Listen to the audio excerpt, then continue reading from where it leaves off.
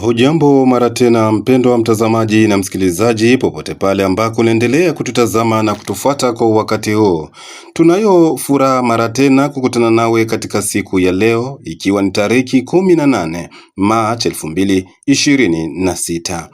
Mtazamaji na msikilizaji, tunakaribisha mara tena kufuata habari zetu katika siku hii ya leo. Tuanze habari zetu na habari hizi kutoka maeneo ya huko Sange. Eneo la pleni ya Ruzizi pamoja na maeneo ya milima ya kati katika tarafa la Uvira limeamka kwa utulivu leo asubuhi ya siku ya tatu ya tariki 18 Machi 2026 baada ya kuwepo kwa mapigano makali ambayo yameripotiwa katika eneo hilo kati ya jeshi la Jamhuri ya Kidemokrasia ya Kongo dhidi ya waasi wa M23. Kwa mujibu wa habari ambazo tumekuwa nazo zaeleza kuwa licha ya habari ambazo ziliweza kuzagaa ya kwamba vijiji kadhaa vya maeneo hayo ya tarafa la Uvira vimeweza kuchukuliwa na waasi wa M23 ikiwa ni uongo mtupu. Habari hizo zilizidi kuonesha ya kwamba jeshi la Jamhuri ya Kidemokrasia ya Kongo kwa ushirikiano nao wazalendo waendelea kushikilia uwepo wao katika vijiji vya Kirungu hadi Kiliba. Habari hizo zimeendelea kutaja kwamba jeshi la Jamhuri ya Kidemokrasia ya Kongo nao wazalendo wameendelea kuwataka raia wa tarafa la Uvira na kando kando kuwa watulivu na kutokuwa tayari kutokana na habari za uongo ambazo zaendelea kutumwa kwenye mitandao ya kijamii. Tuangazie habari zetu na habari hizi za huko Uvira ni kwamba umoja wa raia wa Kinyamulenge waishio huko Ulaya wapatikana kwa sasa ndani ya mji wa Uvira na wameendesha mazungumzo na raia wa tabaka mbalimbali mjini humo.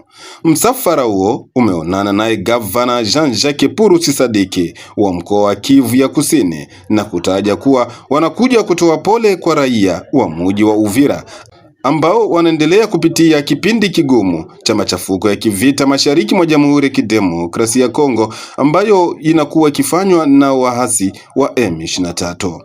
Msafara huo umewataka raia wa mji wa Uvira kuendelea kuishi kwa pamoja kati ya makabila na kutokubali kuungana na kampeni za waasi hao wa M23. Kama Son Excellence anaweza kusema sisi tunatoka Amerika na kuna mmoja ambao wanatoka Lubumbashi wanaishi kwa nchi yetu. Tulikuja hapa kufelicite kazi ambayo Son Excellence President de la Republique iko anafanya kwa nchi yetu na akisaidiana na mheshimiwa hapa kwa kazi nzuri. Hata nchi yetu imepata na vita vikali kutoka Rwanda, lakini wanaendelea kuunga wakongomani wote pamoja, na sisi ndio tulisema tuoneshe nchi yote na hata mataifa kama tuko nyuma ya nchi yetu, tuko nyuma ya ideolojia ya Son Excellence. Na tulipenda tena kushukuru nchi ya Burundi kwa jinsi imeungana mkono na nchi yetu kupiganisha adui, na tuna amani kama watashinda. Ndio hiyo tunapongeza watu wote na pole sana kwa vitu ambavyo vimewakumba, na tunajua kama tutashinda hii vitu. Hao wote ambao wanashimama mbele yenu ni grupe ya Wanyamulenge, wanaungana kwa organization ambayo inaitwa DGA Banyamulenge Global Advocacy, na tulisimama kusema tuungane mkono nyuma ya nchi yetu. Asante sana.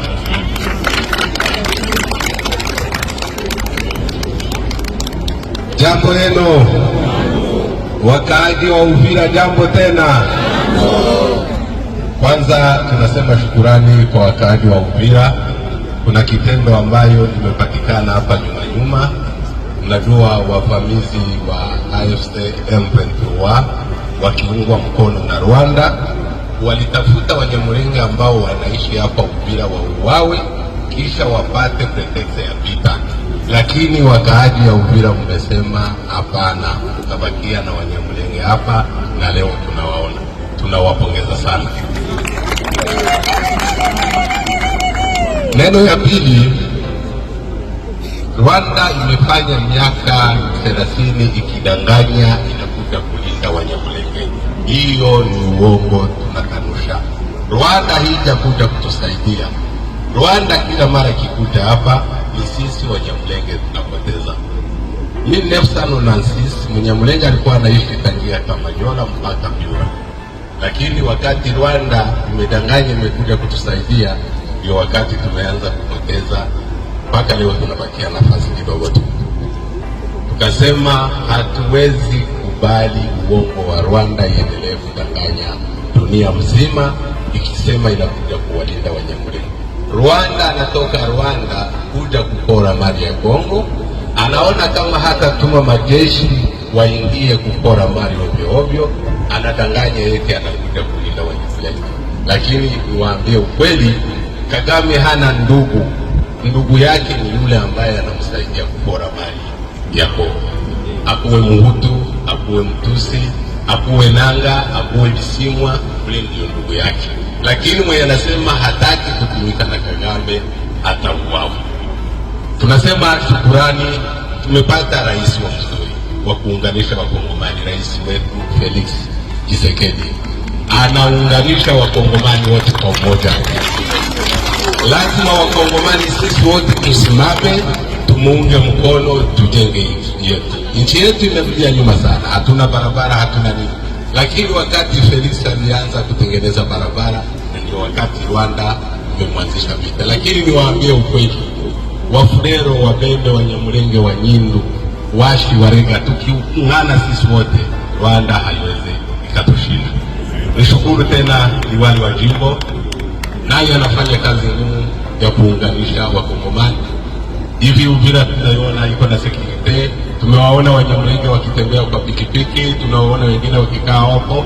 Wamedanganya ulimwengu eti Mnyamulenge hawezi tembea Uvira. Tumekuja kuonesha dunia mzima kama Uvira tutatembea, Baraka tutatembea, Fizi tutatembea, na Minembwe. Niwaambie kama hao wakaaji ya Minembwe ni watu wameshikwa mateka na AFC M23.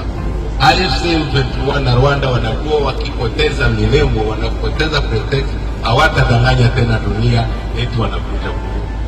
Tumeomba serikali, tumeomba governor waliberea watu wa Minembwe na kisha tuishi kwa amani. Asante sana.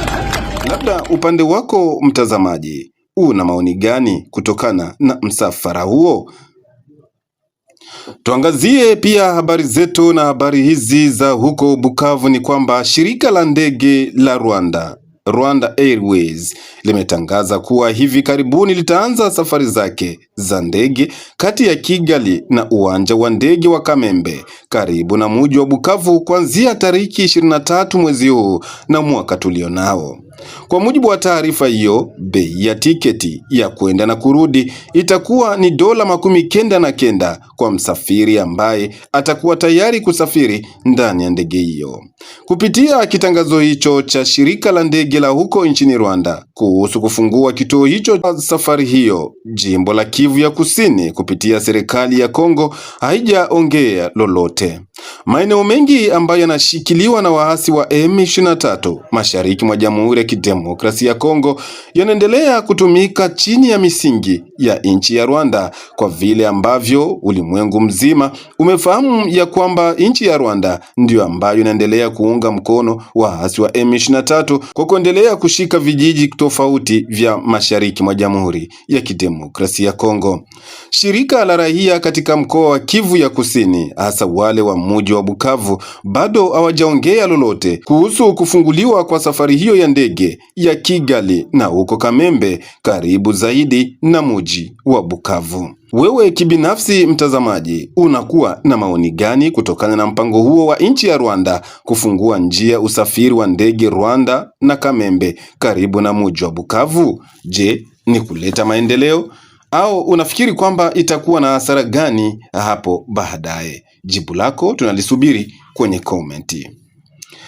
Tutamatishe habari zetu na habari hizi za huko Ituri ni kwamba Shambulio jipya la watu wenye kumiliki silaha katika maeneo ya jimbo la Ituri imesababisha takriban watu 10 wameuawa usiku wa kuamkia Ijumaa 4 ya tariki 17 Machi katika eneo la Mambasa mkoani Ituri. Tukio hilo limetokea katika kijiji cha Babesua, umbali wa takriban kilomita 12 kutoka kituo cha biashara cha Bendegoido katika tarafa hilo.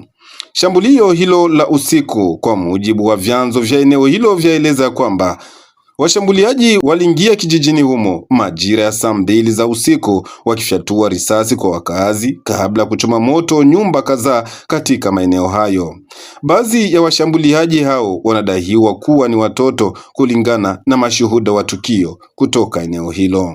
Shirika jipya la raia katika tarafa la Mambasa linaripoti kuwa watu wasiopungua 10 ndio waliuawa, wakiwemo watoto. Waathiriwa waliuawa kwa kupigwa risasi na wengine kupigwa mapanga, zimearifu hivyo duru zetu za habari kutoka maeneo hayo. Habari hizo ziliongeza ya kwamba kuna roli la mafuta ambalo lilikuwa linapita kwenye barabara ya taifa namba 4 lilichomwa moto na kundi la watu wasiojulikana mchana kati, jambo ambalo usafiri umesimama kwenye kipande cha barabara kati ya Komanda Mambasa hadi Niania, jambo linalosababisha kwa shughuli za kiuchumi na usafiri wa wananchi kuzorota katika maeneo hayo. Jumanne asubuhi ya tariki 17 Machi inadaiwa kuwa watu hao wenye silaha walivamia pia kijiji cha Bulakuni ambako watu kadhaa walitekwa nyara na kupelekwa na watu hao sehemu isiyojulikana hadi kwa sasa hivi. Matukio kama haya ya vurugu yamesababisha kusimamishwa kwa shughuli za shule na biashara katika vijiji kadhaa vinavyozunguka Bendegoido, huku hofu ikiendelea kutanda miongoni mwa wakazi wa maeneo hayo. Mtazamaji na msikilizaji, kupitia hapo ndipo kabisa tumefika mwisho wa habari zetu katika siku hii ya leo. Tunakushukuru kufuata mwanzo hadi tamati. Tunakusii mara tena usikosi kusambazia wengine habari hizi, na kama bado kusubscribe kwenye chaneli yetu, ni vizuri kufanya hivyo ili uwe na urahisi wa kupata habari zetu kwa saa na dakika. Hii ni Global TV Media na tunakutakia kila la heri.